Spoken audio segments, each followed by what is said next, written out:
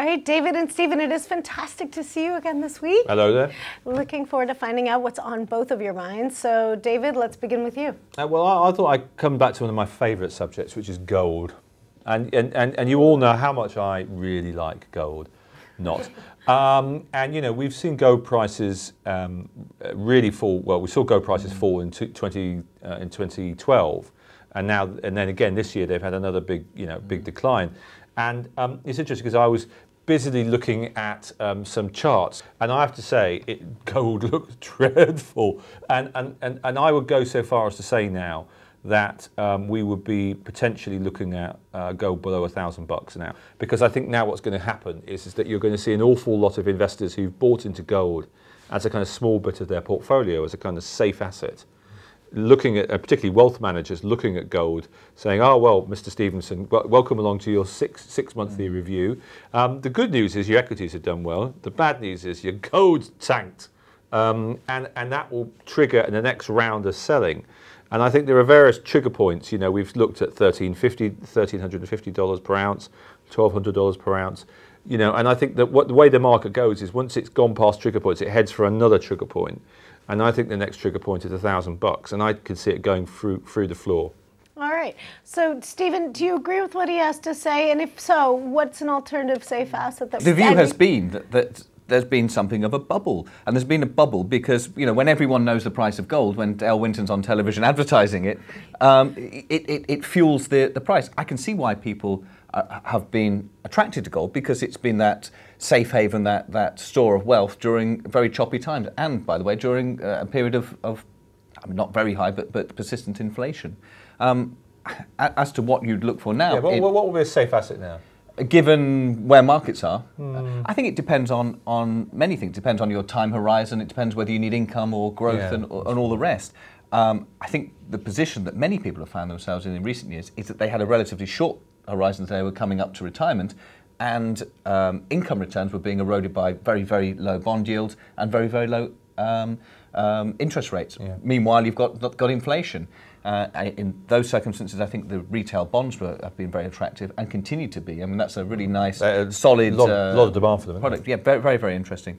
I think if you want to because if nothing else, you know, you put £100 into a retail bond when you buy it at issue, you get your £100 back. You get £100 back, and you've got your income in the meantime. Yeah. I think they're very attractive. As long as they go. But of course, for some people, income's not a priority, and they're high rate taxpayers and all the rest.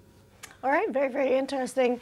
And Stephen, speaking of things that are safe, what about investing for children? It's time horizons again, isn't it? You know, if you've got 18 years or maybe more to plan, then you can sort of build a nice diversified portfolio. I mean, my approach would be, and of course, if you're investing for children, you're almost forced to do it, is the drip feeding cash into the market is actually quite a good way of mitigating it to some extent against volatility of markets in terms of market timing. So drip feeding cash in, getting that pound cost averaging, and building a diversified portfolio. You know, you have the time there to invest over the cycle, and it might not be 18, of course. It could be a much longer term planning. It could be in some instances, you know, SIPs for kids, and you could be talking 65, 70 years.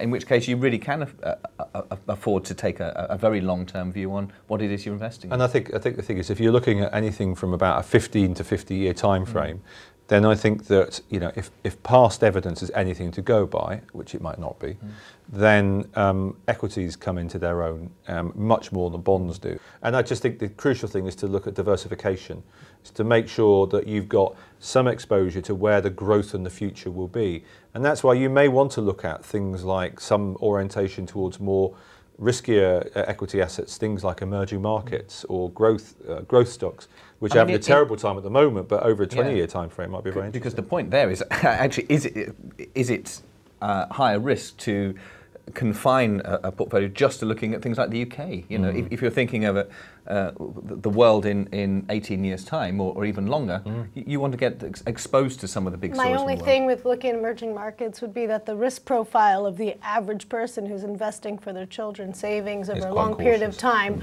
would probably be too cautious to go into something that would gain a higher return like emerging markets. I agree, but I think, as a closing point, I think actually, people quantify risk from capital loss, and they go, oh, I could lose 30%, okay, because it's a nice round number, you can see it all. People don't often put a number on the risk from being overcautious. The opportunity cost. Opportunity cost, actually. If you put 50 quid a month aside for the next 20 years, that could be worth 50,000 quid with something, or 20,000 quid with something very cautious, and it could be worth 100,000 quid with something a little less cautious. Now, that opportunity cost, it can be very, very substantial.